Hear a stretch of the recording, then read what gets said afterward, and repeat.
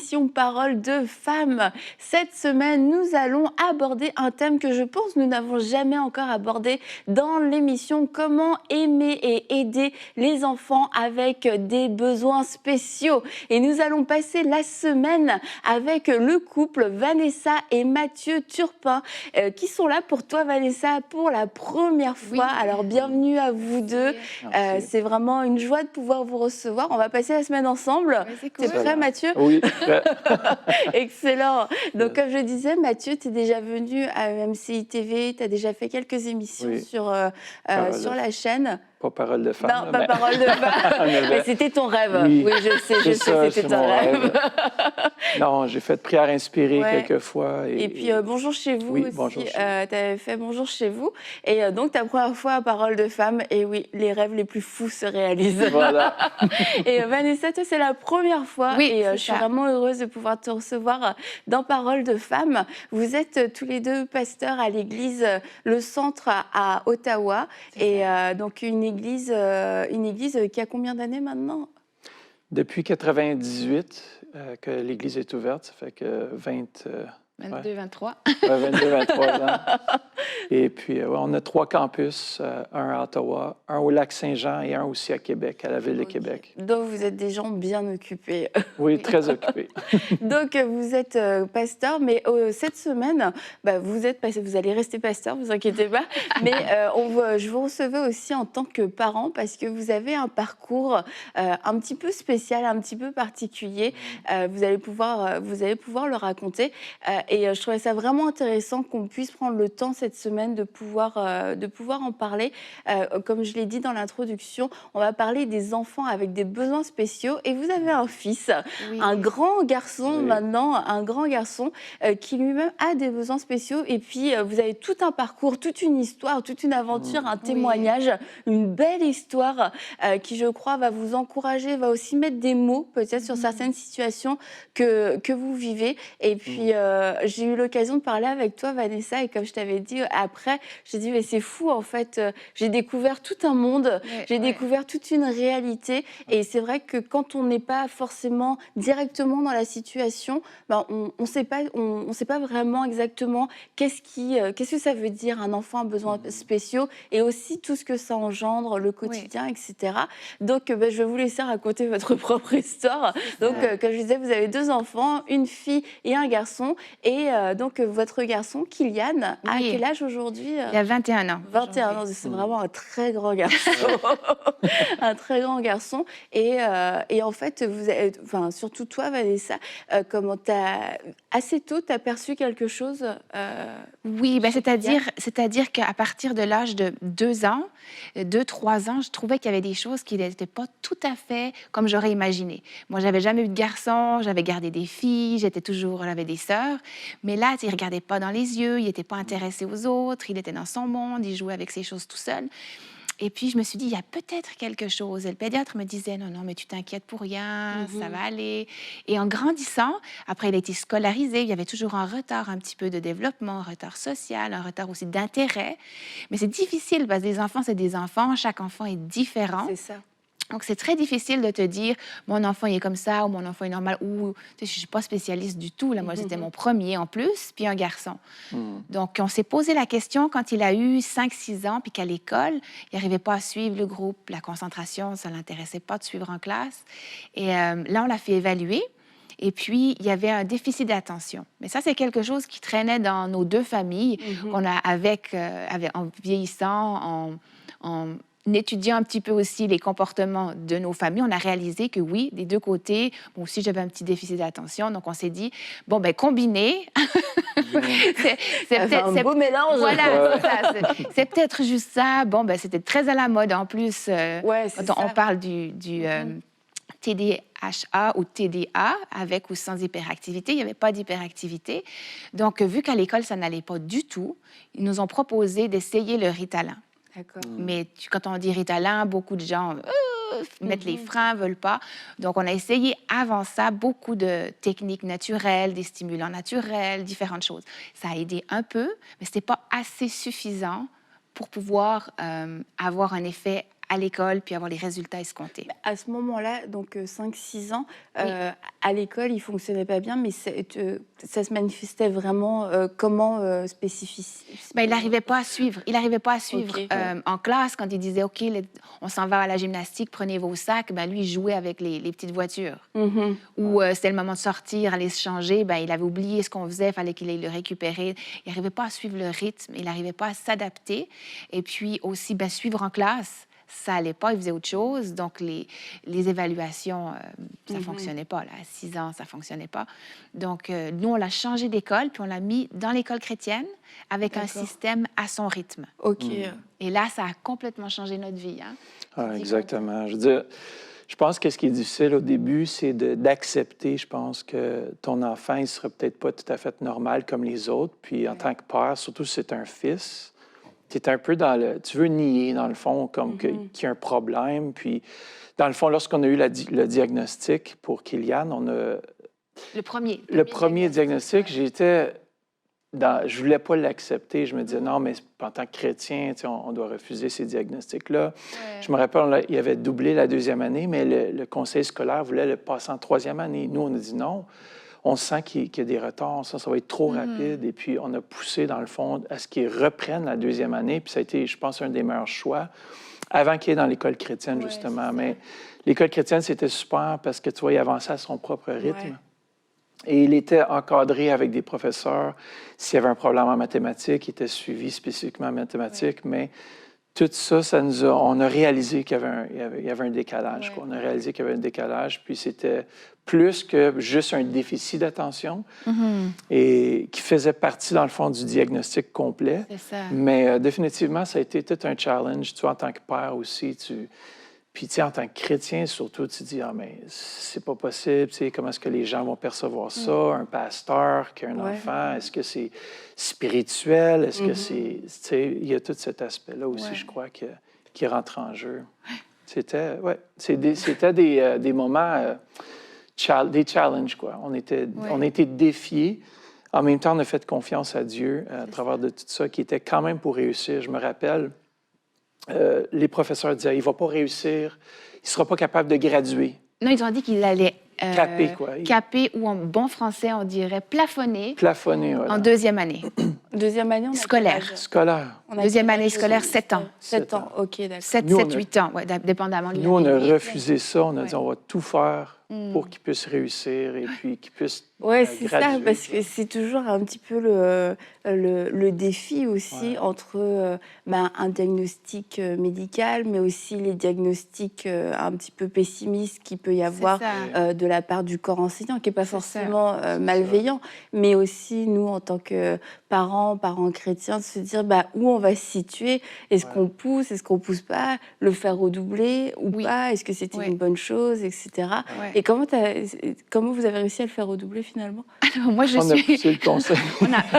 on avait tout un conseil avec la prof, avec la directrice, avec la future prof de 2e année qui voulait le reprendre, avec le psy qui était là. Et moi qui étais dans le bureau, j'ai dit, il peut pas. Et finalement, moi, j'étais en larmes, tout le monde pleurait, sa prof pleurait, la directrice avait les larmes aux yeux, c'était une catastrophe, cette rencontre.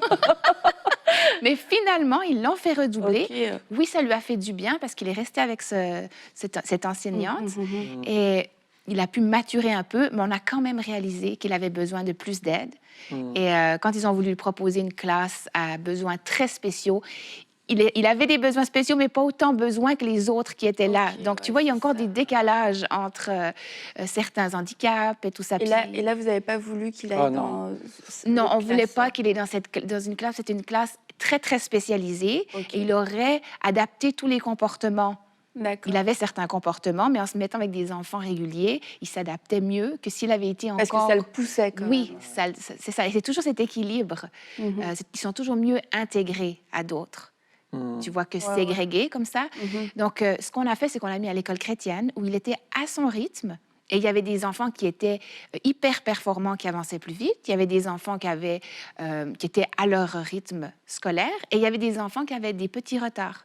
Donc, comme tu ne sais jamais qui et où on en est rendu, il n'y a pas cette espèce de « je suis en retard, je suis nulle, je ne fais pas des bonnes notes parce que ma classe est en avance ». Chacun a son rythme. Alors, ça lui a Puis enlevé beaucoup de pression. oui, puis il peut travailler spécifiquement sur les sujets qui avaient plus de difficultés.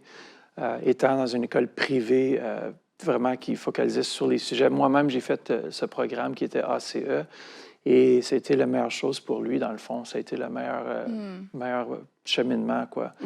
Puis surtout dans cette classe spécialisée, moi, je refusais qu'il soit comme catégorisé, tu vois, parce qu'on savait qu'il y avait un retard. Mais tu sais, en tant que parent, tu nies genre que ça va aller aussi loin, tu vois, parce que tu vois, il y a des enfants qui se tapaient la tête et tout ça, puis nous, on était comme, non, mais jamais ça va aller jusqu'à ce point-là. Puis peut-être que, tu vois... C'est pas si grave, c'est ça. Puis peut-être qu'il y a des parents qui nous écoutent que oui, c'est allé...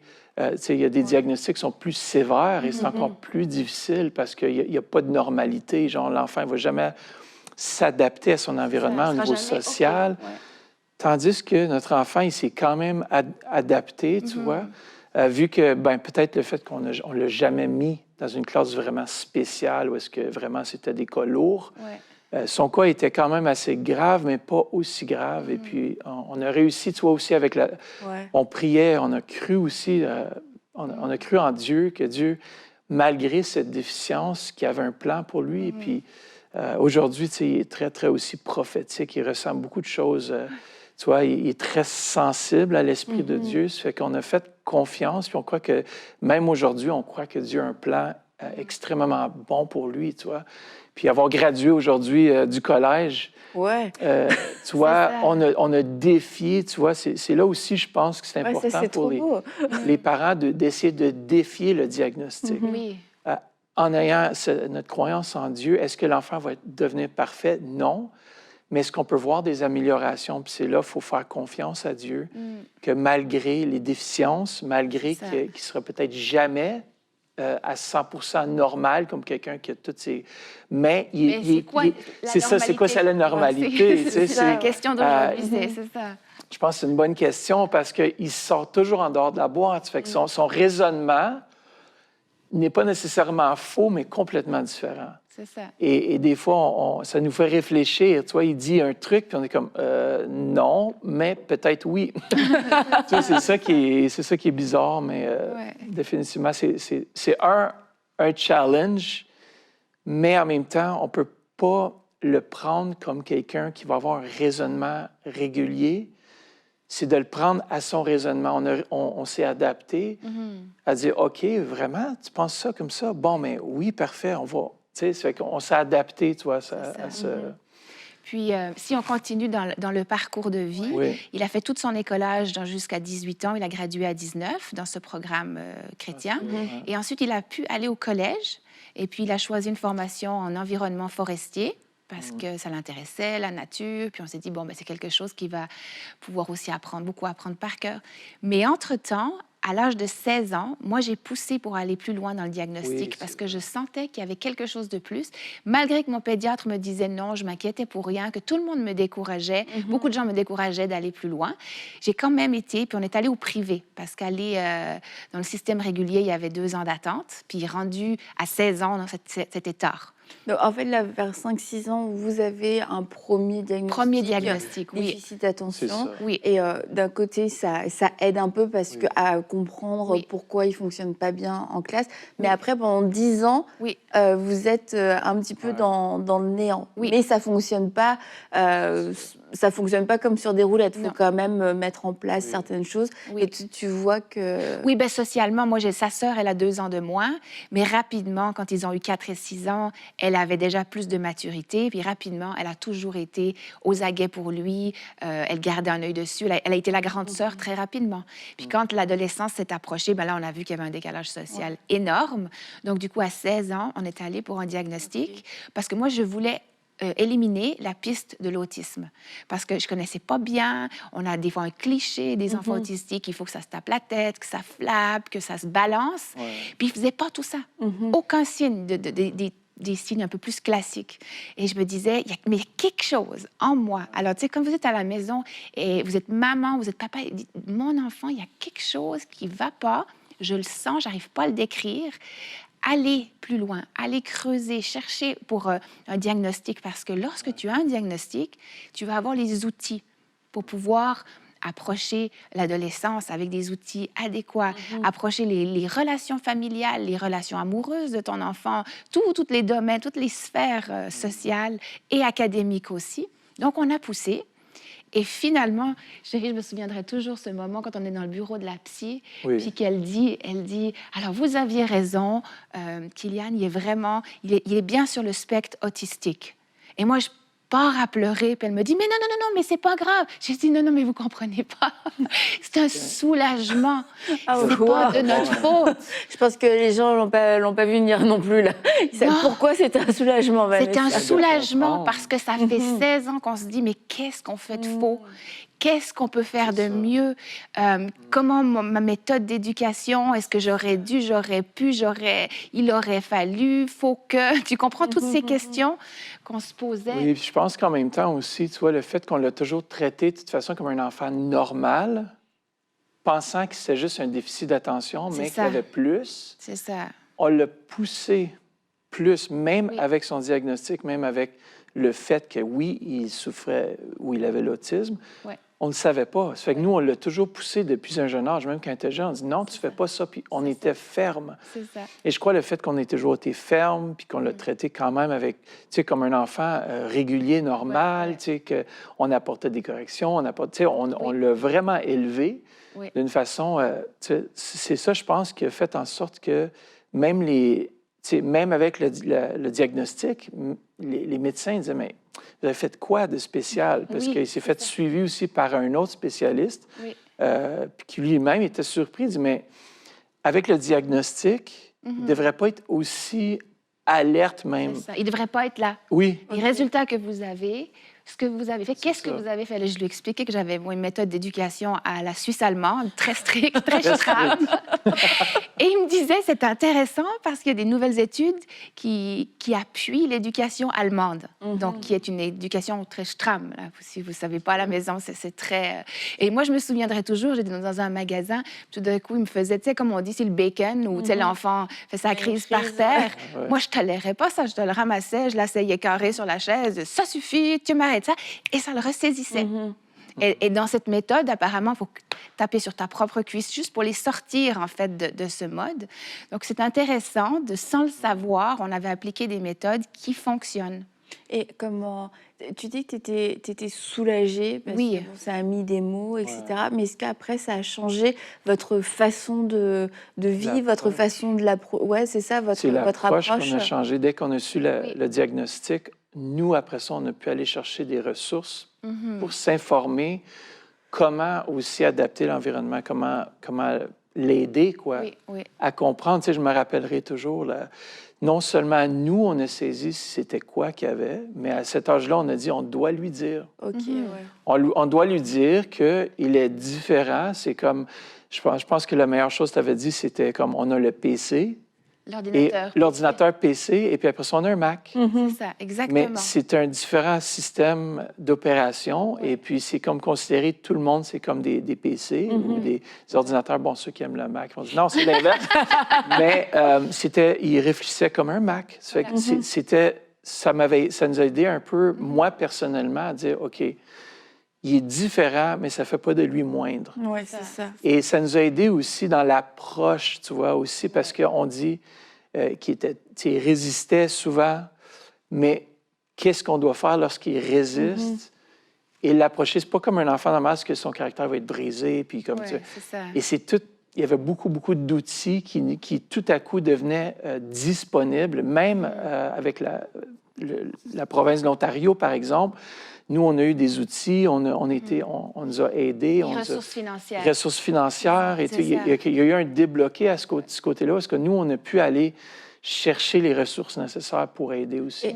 Et comment, vu que vous n'aviez pas eu le diagnostic, vous l'avez traité, comme tu dis, Mathieu, normal, et puis poussé, etc.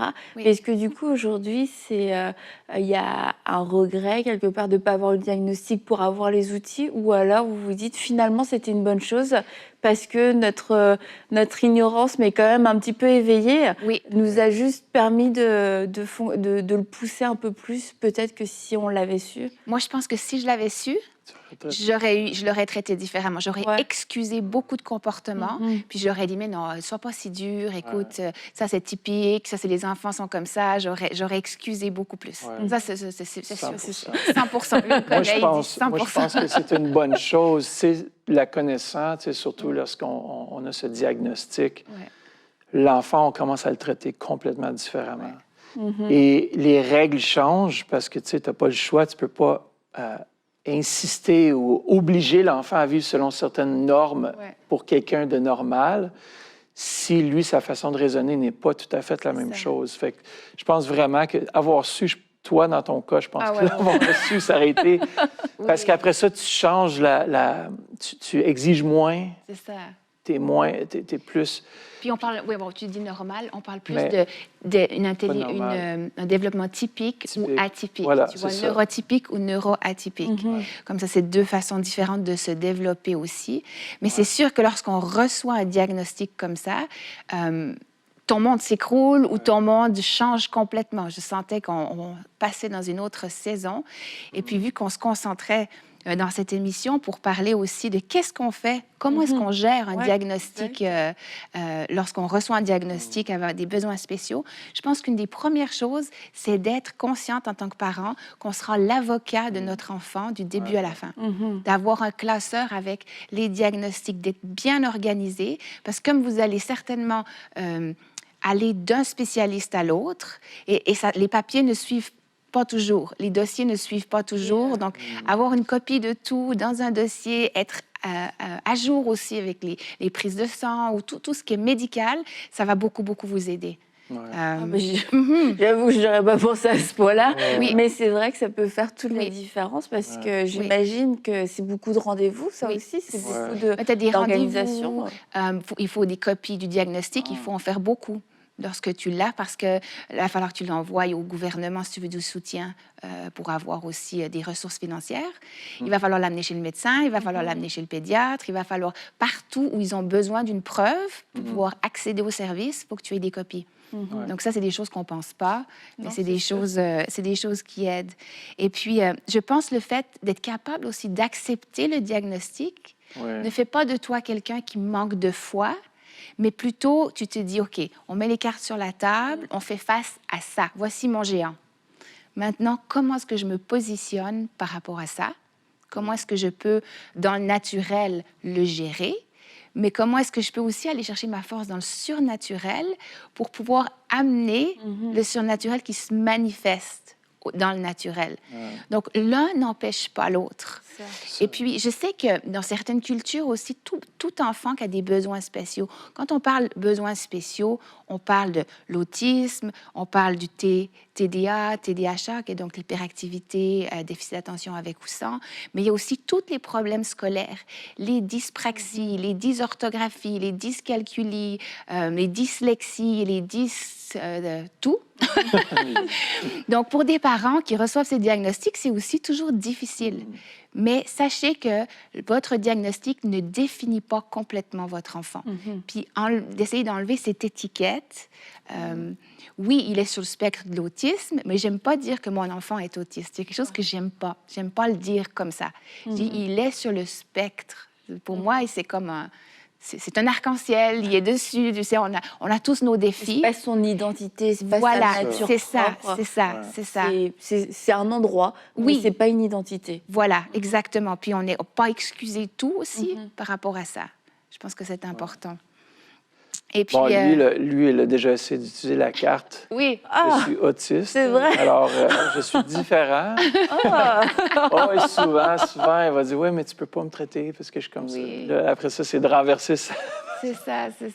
C'est pas une excuse pour lui permettre, tu vois, de faire des choses. De désobéir. Oui, mais je comprends pas. C'est pour ça que... Okay. Puis c'est intéressant, c'est qu'il y a aussi un tabou qui vient avec ça. Et il y a un tabou dans certaines cultures que lorsqu'on a un enfant qui est différent, on veut le cacher. On veut surtout pas dire ou surtout pas faire évaluer parce que si on a une Oui, c'est ça, j'allais dire, évaluation, on C'est un va manque même de pas foi. jusqu'au diagnostic. on va même pas jusqu'au diagnostic. Et je sais pas si tu te souviens, quand on était plus jeune, il y avait toujours, en tout cas dans nos villages, il y avait toujours, on appelait ça en bon suisse, le bobet du village, ou tu sais, peut-être en Ouais. Afrique, ils appelaient ça le Le fou, ouais, le le fou du... simplet, Oui, le ouais, simplet ou ouais. le fou du village, tu vois. Mais jusqu'où est-ce que tous ces gens n'étaient peut-être pas sur le spectre autistique ou avaient un déficit d'attention ou étaient un peu différents, puis on les a mis de côté, on les a vraiment ségrégés comme ça, alors qu'en les intégrant le plus possible, en valorisant leurs forces, ils pourraient avoir une vie régulière, une vie, tu sais... Ben, c'est ça, une vie, parce qu'il a gradué aujourd'hui, Oui. Votre fils. Oui. Et on peut même le dire aujourd'hui, il a un travail. Oui. Et ça va au-delà, c'est sûr, de tout ce que les diagnostics auraient pu faire. Et c'est là Exactement. où je trouve que c'est important de le partager. C'est à la fois être responsable en tant que parent et puis vouloir nier absolument un certain état, nier des besoins. C'est des besoins spéciaux. Et ça veut dire que c'est comme des plantes. Il y a des plantes les plantes ont tous des besoins spéciaux et bien spécifiques à chacune d'elles. Et des enfants aussi ont des besoins spécifiques à eux. Ouais. Et de vouloir les nier, quelquefois, quelque part, c'est... je veux pas être trop dure, hein, mais c'est de ne pas remplir son rôle de parent, parce qu'en tant que parent, c'est nous les premiers qui sommes là à voir et puis à pouvoir apporter des solutions. Parce que c'est pas à 20 ans ou 25 ans que le jeune, l'enfant va se réveiller et se dire tiens, j'allais me faire évaluer, puis je vais me prendre en main, etc. On voit qu'il y a eu toute une vie en fait avant. Et ce que je trouve intéressant, c'est que vous n'avez pas eu le diagnostic tout de suite, mais quand même, faut le dire, vous étiez quand même assez conscient qu'il y avait quelque chose. Donc même si vous l'avez poussé, vous avez aussi tenu compte de ce que vous ressentiez. Et pour ça, il n'y a même pas eu besoin de diagnostic, parce que vous l'avez pas nié. C'est ça. On l'a jamais nié. Puis moi, j'avais toujours envie de fouiller, de faire de la recherche, même au niveau de la recherche pour pouvoir avoir des traitements médicaux ou naturels. On a essayé, tu vois, d'aller dans la nutrition, on a essayé, puis peut-être ça, on va le développer plus tard. On va en parler, parce qu'il y a vraiment un impact sur la nutrition, il y a un impact pour ces enfants-là à ne pas nier, vraiment. Mais c'est ça, moi je rajouterais juste, toi, peut-être lorsqu'on a le diagnostic ou même qu'on n'en a pas, on se dit si on va chercher un diagnostic, c'est qu'on étiquette l'enfant, on le libelle comme étant c'est un problème. Puis après ça, il y a tout l'enjeu de notre foi. Parce qu'il y a beaucoup de gens qui disent « Ouais, mais on ne peut pas accepter ça. » Mais ce n'est pas l'accepter, mais dans le fond, oui, il y a une certaine acceptation d'une réalité, mais ça ne veut pas dire que ça va à l'encontre de notre foi. Puis ça, je pense que j'aimerais encourager, toi, ceux à la maison qui, possiblement, toi, ils croient que j'ai plus la foi si j'accepte un certain diagnostic. C'est comme la personne qui a un cancer, même s'il est chrétien, il peut avoir un cancer. C'est une réalité. Et une fois qu'on connaît la réalité, on peut mieux l'affronter. On peut l'affronter avec foi, mais on sait exactement à quoi on s'attaque aussi, exactement. Ce qu'il y a devant nous. J'ai beaucoup aimé ce que tu as dit, Vanessa, c'est que on voit notre géant, et plutôt que de le fuir et de faire l'autruche et de faire comme s'il n'y avait rien, mais le géant tourne autour, le géant crie, et puis en fait, c'est notre propre peur qui nous éloigne de cette confrontation. Alors comme Vanessa et Mathieu l'ont partagé, si vous ressentez, vous aussi, qu'il y a quelque chose qui fonctionne pas bien, c'est plus que juste un enfant qui est peut-être un petit peu dissipé, un petit peu créatif. Vous sentez qu'il y a vraiment comme un décalage. N'hésitez pas à les consulter, et peut-être pas juste un, mais peut-être plusieurs spécialistes aussi pour être certain du diagnostic. Et ne faites pas l'autruche, sachez que Dieu est avec vous.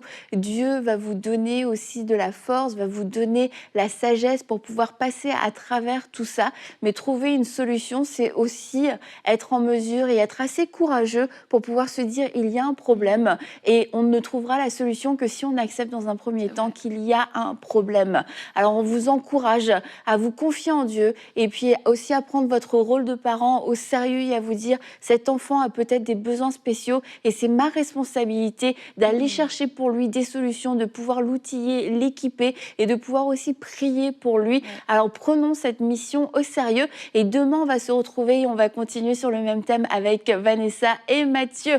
À demain dans Parole de Femme.